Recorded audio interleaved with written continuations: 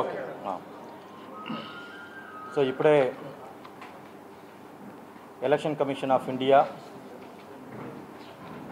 Lok Sabha elections తర్వాతే మన Andhra Pradesh assembly elections రెండు కూడా సైమల్టేనియస్గా ఏప్రిల్ 11th జరుగుతుందని అనౌన్స్ చేయడం జరిగింది. దీని యొక్క ప్రాసెస్ చూస్తే నోటిఫికేషన్ అనేది మనకు 18th మార్చ్ స్టార్ట్ అవుతుంది. నామినేషన్ కూడా ఆ రోజు నుంచే స్వీకరించడం మొదలు పెడతాము. అంటే ఇంకా వారం రోజులు ఉంది, వారం రోజుల్లో స్టార్ట్ చేస్తాము. మళ్ళీ నామినేషన్ ఫైల్ చేయడానికి 25th మార్చ్ లాస్ట్ డేట్గా నిర్ణయం చేయడం జరిగింది. ఆ తర్వాతే నామినేషన్ని స్క్రూటనీ చేయడానికి 26th మార్చ్ ఫిక్స్ చేయడం జరిగింది. మళ్ళీ క్యాండిడేచర్ని విత్డ్రా చేసుకోవడానికి 28th మార్చ్ దాకా టైం ఇచ్చారు. ఆ 28th మార్చ్ లోపల ఎవరైనా వాళ్ళు ఫైల్ చేసిన నామినేషన్ని క్యాండిడేచర్ని విత్డ్రా చేయాలని అనుకుంటే చేసుకోవచ్చు. ఆ రోజే మేము వాలిడ్లీ కంటెస్టింగ్ క్యాండిడేట్స్ లిస్ట్ కూడా డిక్లేర్ చేయడం జరుగుతుంది. ఆ తర్వాతే 11th ఏప్రిల్ పోలింగ్ అనేది జరుగుతుంది. ఫైనల్గా 23rd మే కౌంటింగ్ అనేది ఎలక్షన్ కమిషన్ ఆఫ్ ఇండియా ఆదేశాల మేరకు జరుగుతుంది. మన అనంతపురం జిల్లాలో మొత్తం 3879 పోలింగ్ స్టేషన్ మన జిల్లాలో ఉంది. ఈ 3879 పోలింగ్ స్టేషన్లో ఓటు వేసుకోవడానికి జనవరి 1, 2019 తేదీ ప్రకారం మనము డిక్లేర్ చేసిన ఫైనల్ ఎలక్టర్ రోల్ ప్రకారం 30,58,909 మంది ఓటర్లుగా నమోదు ఆగి ఉన్నారు. మళ్ళీ జనవరి నుంచి మళ్ళీ మనకు నవంబర్ 1, 2018 నుంచి ఇప్పుడు దాకా మనము ఫామ్స్ని తీసుకుంటూ ఉంటున్నాము. దాని మీద వెరిఫికేషన్ చేసుకొని దాని మీద ఒక ఫైనల్ డిసిషన్ తీసుకొని అక్సెప్ట్ చేయడం కానీ రిజెక్ట్ చేయడం కానీ జరుగుతుంది. మళ్ళీ ఫామ్స్ తీసుకోవడం నామినేషన్ లాస్ట్ డేట్ దాకా, నామినేషన్ ఫైల్ చేసే లాస్ట్ డేట్ దాకా అప్లై చేసుకోవడానికి ఎలక్షన్ కమిషన్ ఆఫ్ ఇండియా అవకాశం కల్పించింది. కాబట్టి అప్పుడు దాకా మన అనంతపురం జిల్లాలో ప్రతి ఒక్క పోలింగ్ స్టేషన్లో అంటే మొత్తం 3879 పోలింగ్ స్టేషన్లో తీసుకుంటాము. అప్పటి నుంచి మనకు అన్నీ కూడా ఫ్రీ చేయడం జరుగుతుంది. మళ్ళీ election commission of India further instruction మేరకు ఫైనల్ ఎలక్టర్ రోల్ కూడా మేము పబ్లిష్ చేయడం జరుగుతుంది. దాని మేరకు మనకు 11th ఏప్రిల్లో ఎలక్షన్ అనేది జరుగుతుంది. మన జిల్లాలో ఈ ఎలక్షన్ అనౌన్స్మెంట్ నేపథ్యంలో ఇప్పుడు నుంచే అంటే ఎప్పుడు election commission of India election announce చేసిందో ఆ మొమెంట్ నుంచే మనకు మోడల్ కోడ్ ఆఫ్ కండక్ట్ అనేది అమలుకు వస్తుంది. మోడల్ కోడ్ ఆఫ్ కండక్ట్ అనేది పొలిటికల్ పార్టీస్కి, అధికారులకి, అన్ని సిబ్బందులకి, ప్రజలకి, మీడియాకి అందరికీ వర్తిస్తుంది. మోడల్ కోడ్ ఆఫ్ కండక్ట్ అనేది ఒక పొలిటికల్ పార్టీకి మాత్రం సంబంధించినది మాత్రం కాదు, అది అన్ని వర్గాల ప్రజలకి అది సంబంధాలు ఉన్నవి.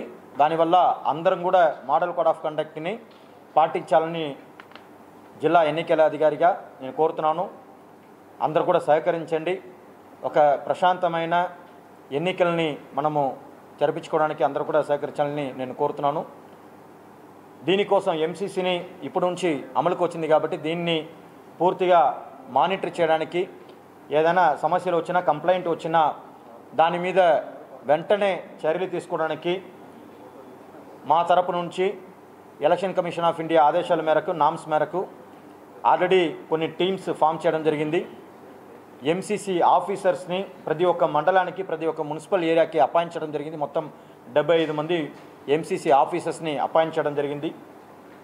మళ్ళీ ప్రతి ఒక్క అసెంబ్లీ కాన్స్టిట్యుయెన్స్కి 2 టీం చొప్పున వీడియో సర్వేలెన్స్ టీం 2 అపాయింట్ చేయడం జరిగింది. మళ్ళీ ప్రతి ఒక్క అసెంబ్లీ కాన్స్టిట్యుయెన్స్కి 3 టీంలు చొప్పున ఫ్లయింగ్ స్క్వాడ్ ఫామ్ చేయడం జరిగింది. అదే రకంగా స్టాటిక్ సర్వేలెన్స్ టీమ్ అంటే చెక్ పోస్ట్స్ ఇవన్నీ ఏర్పాటు చేసుకోవడానికి ప్రతి ఒక్క అసెంబ్లీ కాన్స్టిట్యుయెన్సీకి 3 టీం ఫామ్ చేయడం జరిగింది. మొత్తం ఫ్లయింగ్ స్క్వాడ్ అనేది 42, స్టాటిక్ సర్వేలెన్స్ టీం అనేది 42, వీడియో సర్వేలెన్స్ టీం అనేది 28 ఫామ్ చేసుకోవడం జరిగింది. మళ్ళీ ఒక్కసారి ఇవన్నీ కూడా అమలుకు వచ్చినప్పుడు దీని గురించి కంప్లైంట్ చేయాలన్నా ఆల్రెడీ మేము చాలాసార్లు చెప్పడం జరిగింది. ప్రజలు డైరెక్ట్గా ఇక్కడ కలెక్టరేట్లో ఉన్న district contact centre complaint centre ఉంది, అక్కడ కూడా కంప్లైంట్ చేయొచ్చు. మళ్ళీ మేము వెబ్సైట్ కూడా పెట్టడం జరిగింది, ఆ వెబ్సైట్లో కంప్లైంట్ చేయొచ్చు. మళ్ళీ కాల్ చేసి కంప్లైంట్ చేయాలన్నా 1950 టోల్ ఫ్రీ నంబరు ఉంది, దాని ద్వారా కూడా కంప్లైంట్ చేయొచ్చు. మళ్ళీ కొత్తగా ఈ ఎలక్షన్లో సి విజిల్ అనే ఒక మొబైల్ అప్లికేషన్ వచ్చింది, సిటిజన్ విజిల్. ఆ సిటిజన్ విజిల్ ద్వారా కూడా ఎవరైనా కంప్లైంట్ చేయొచ్చు. ఆ కంప్లైంట్ అనేది వీడియో రూపంలో 2 minutes డ్యూరేషన్ ఉన్న వీడియో రూపంలో లేకపోతే ఇమేజ్ రూపంలో వాళ్ళు అప్పటికప్పుడు ఏ కంప్లైంట్ వస్తుందో అప్పటికప్పుడు తీసుకొని పంపించవచ్చు. ఈ సి విజిల్ గురించి అందరికీ ఆల్రెడీ అవగాహన ఉంటుంది, ఎందుకంటే ప్రెస్లో చాలా డీటెయిల్గా మీరు అందరం కూడా దాని గురించి ఒక కథనాలు మీరు ప్రచురించారు. సో బాగా అందరికీ అర్థమై ఉంటుందని అనుకుంటున్నాను. మళ్ళీ మేము కూడా స్వీప్ కార్యక్రమం ద్వారా ఈ అవేర్నెస్ ద్వారా కూడా చేస్తున్నాము.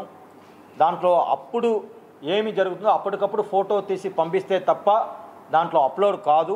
అప్పటికప్పుడు వీడియో తీసి అక్కడ కరెంట్గా రియల్ టైంలో ఏం జరుగుతుందో దాన్ని మాత్రం వీడియో చేసి చేయొచ్చు.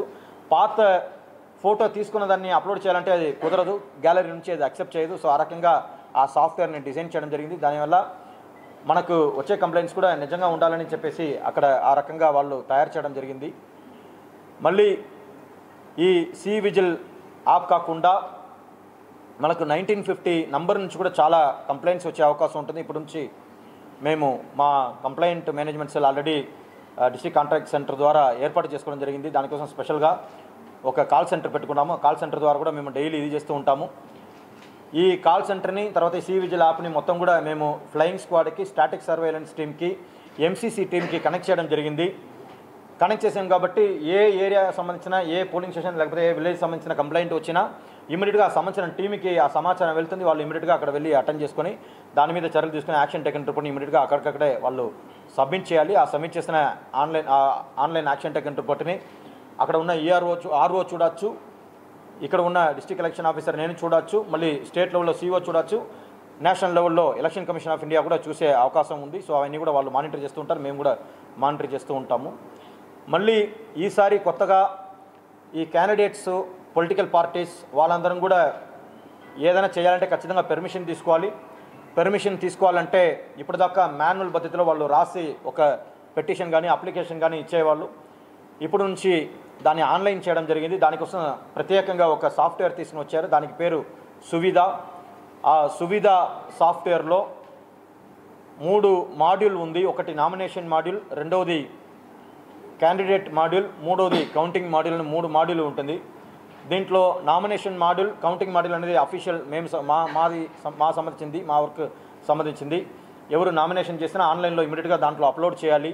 వాళ్ళకి సింపుల్ అలాట్మెంట్ కానీ మిగతా అన్నీ కూడా ఆ సువిధ సాఫ్ట్వేర్లో మేము చేయాలి. సో ఆ రకంగా ఇది చేయడం జరిగింది. మళ్ళీ వాళ్ళు ఇచ్చే అఫిడవిట్ ఇవన్నీ కూడా నామినేషన్ పత్రాలు మొత్తం కూడా స్కాన్ చేసి దాంట్లో అప్లోడ్ చేయాలి. మళ్ళీ క్యాండిడేట్ వాళ్ళకి సంబంధించిన అన్ని వివరాలని లేకపోతే వాళ్ళు ఏదైనా పెర్మిషన్ తీసుకోవాలన్నా మీటింగ్ కోసం లేకపోతే ర్యాలీ కోసం, వెహికల్ కోసం, లేకపోతే హెలిప్యాడ్ పర్మిషన్ కోసం ఆ రకమైన ఏదైనా పెర్మిషన్ తీసుకోవాలన్నా దాంట్లో ఆ క్యాండిడేట్ మాడ్యూల్ని అప్లై చేయాలి. సో వాళ్ళు కూడా దాని గురించి ట్రైనింగ్ ఇవ్వడం జరుగుతుంది. రేపు నేను పొలిటికల్ పార్టీ మీటింగ్ కండక్ట్ చేస్తాను, ప్రతి వారం ఆల్రెడీ కండక్ట్ చేస్తున్నాను. రేపు ప్రత్యేకంగా ఎలక్షన్ అనౌన్స్మెంట్ వచ్చిన నేపథ్యంలో కండక్ట్ చేస్తాను. అవన్నీ వివరాలు కూడా వాళ్ళకి తెలియచేయడం జరుగుతుంది.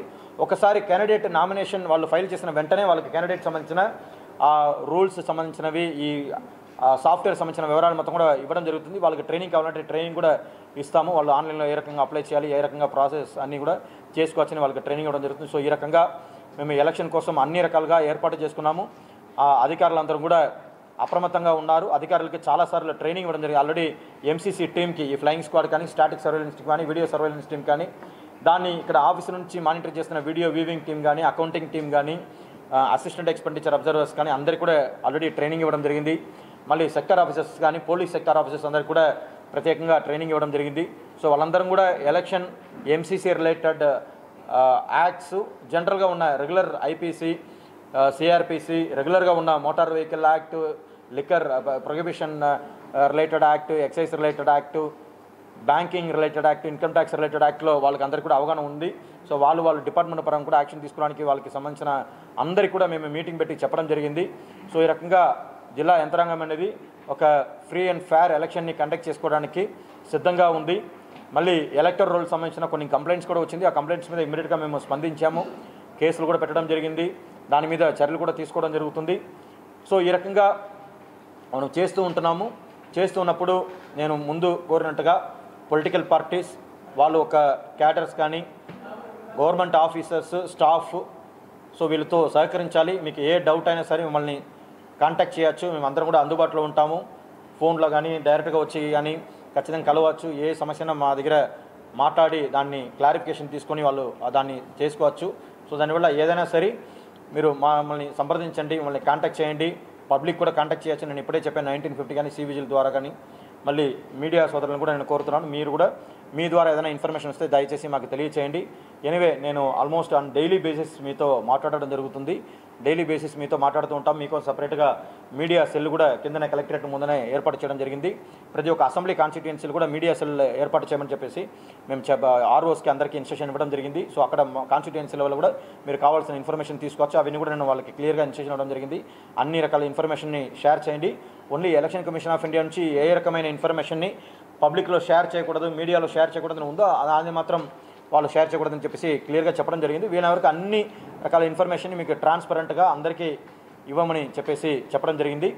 సో ఇవన్నీ కూడా బాగా జరగడానికి అందరూ సహకారం కోరుతూ సెలవు తీసుకుంటున్నాం. ఇప్పుడు మీరు ఏదైనా అడగాలంటే అడగచ్చు. Of the cases what we have already disposed of. నేను లాస్ట్ ప్రెస్ కాన్ఫరెన్స్లో ఎక్స్ప్లెయిన్ చేశాను కదా, అలాంటి అపోహలు ఉన్నాయి. బట్ ఎవరు కూడా ప్యానిక్ అవ్వాల్సిన అవసరం లేదు. ఎందుకంటే నేను మీకు లెక్క కూడా చూపించాను. 99% of the forms have been rejected. మీరు చూశారు. కొన్ని కాన్స్టిట్యుయెన్సీలు మాత్రమే జెన్యున్గా ఉంటే దాన్ని మేము యాక్సెప్ట్ చేయడం జరిగింది. యాక్సెప్ట్ చేసినవన్నీ కూడా మా దగ్గర అప్పుడు పవర్ లేదు కాబట్టి సీఓకి పంపించాము. ఇప్పుడు కూడా మా దగ్గర ఒక 6700 ఫార్మ్స్ దాకా పెండింగ్ ఉంది. అవన్నీ కూడా సీఓకి పంపిస్తాం. సీఓ గారు కూడా ఇప్పుడు వీడియో కాన్ఫరెన్స్ పెట్టినప్పుడు కూడా ఎలక్షన్ కమిషన్ ఫస్ట్ ఫేజ్లో మనకు పెట్టారు కాబట్టి టైం లేదు కాబట్టి మాట్లాడతాం, ఏ డేట్ దాకా టైం ఇస్తారని. ఎనివే వాళ్ళు కూడా రివ్యూ చేస్తారు కాబట్టి అప్పుడు మనకు తెలుస్తుంది, ఒక క్లారిటీ వస్తుంది.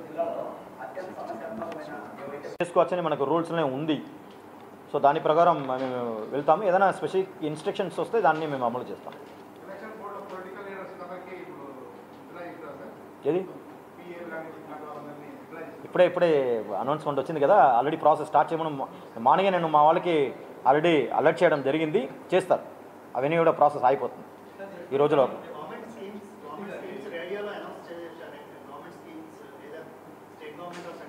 No, nothing should be announced. ఇప్పుడు నుంచి చేయకూడదు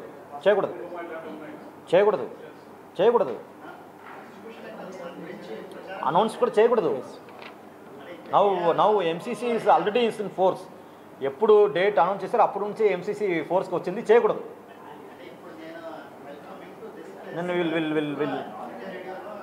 నేను చెక్ చేస్తాను. ఎంసీఎంసీ టీమ్ JC2 మీరే ఎంసీఎంసీ టీంలో ఉన్నారు.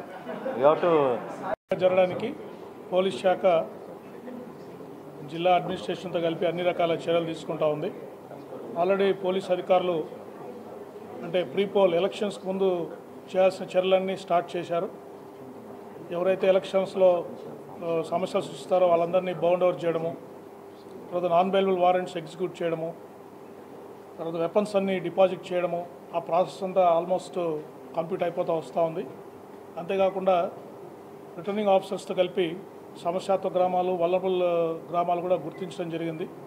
ఈ బందోబస్తు ప్లాన్స్ కూడా ఆల్మోస్ట్ ఫైనలైజ్ అయ్యి అక్కడికి ఎన్నికల అధికారికి డీజీపీ ఆఫీస్కి పంపించడం జరిగింది. సో ముఖ్యంగా గుర్తుపెట్టుకోవాల్సింది ఏంటంటే దీంట్లో ఎవరు కూడా collector, district election officer permission లేకుండా, వారి ఎగ్జామ్షన్స్ లేకుండా వెపన్స్ ఎవరు పెట్టుకోకూడదు. అన్ని వెపన్స్ కూడా కంపల్సరీగా పోలీస్ దగ్గర ఉన్న పోలీస్ స్టేషన్లో కానీ లేకపోతే ఎక్కడైనా వాళ్ళ ఆర్మ్స్ డీలర్ దగ్గర డిపాజిట్ చేసి మాకు రిసిప్ట్ ఇవ్వచ్చు. ఎవరైనా స్పెసిఫిక్ ఎగ్జామ్షన్స్ కావాలంటే బ్యాగ్స్ కానీ ఇంకేదైనా కంపెనీస్ కానీ వారు కలెక్టర్ గారికి అప్లై చేస్తే కలెక్టర్ గారికి ఆధ్వర్యంలో కమిటీ అది ఎగ్జామ్షన్స్ డిసైడ్ చేస్తుంది.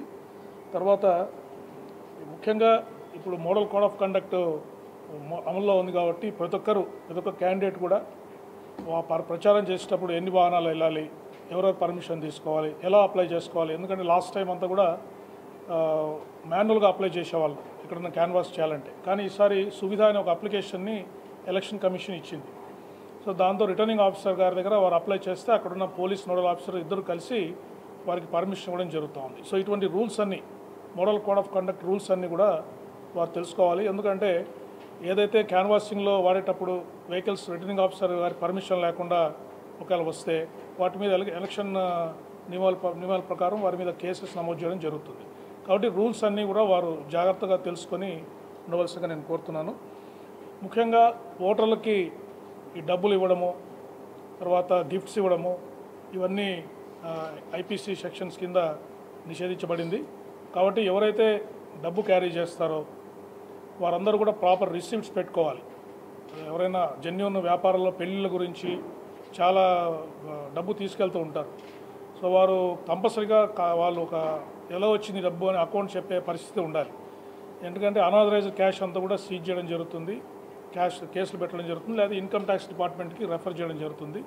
దీనిలో ప్రజలందరూ జాగ్రత్త ఉండాల్సిన కోరుతున్నాము. పోలీస్ అధికారులు ఆల్రెడీ గ్రామాలు విజిట్ చేస్తున్నారు, సమస్యాత గ్రామాల్లో. ఇంతవరకు కూడా డిస్టిక్లో ప్రశాంతంగా ఉంది, చతుర్భుజ సంఘటనలు తప్ప. ఇదే టెంపో మెయింటైన్ చేసి మేము ఎలక్షన్స్ అన్నీ శాంతియుతంగా జరగడానికి మేము ప్రయత్నం చేస్తాము. అన్ని వర్గాలు కూడా మాతో సహకరించవలసిందిగా మేము కోరుతున్నాం. అవన్నీ అయిపోయింది, అవన్నీ మేము చెప్పకూడదు. ఎలక్షన్స్ కమిషన్ గైడ్లైన్స్ ప్రకారము ఎన్ని ఉన్నాయి ఏమనేది చెప్పకూడదు. ఈసారి అది ఎలక్షన్ కమిషన్ ఇచ్చింది, ప్రోహిబిట్ చేశారు, మీడియాకి ఇవ్వకూడదని చెప్పారు. పబ్లిక్లో కూడా పెట్టకూడదని చెప్పారు. ఈ చెక్ పోస్టులు అన్నీ కూడా సఫిషియెంట్గా ఏర్పాటు చేస్తాము. త్వరలో కూడా మనకు మొత్తం 42 టీం మేము వేసాము, 42 చెక్ పోస్టు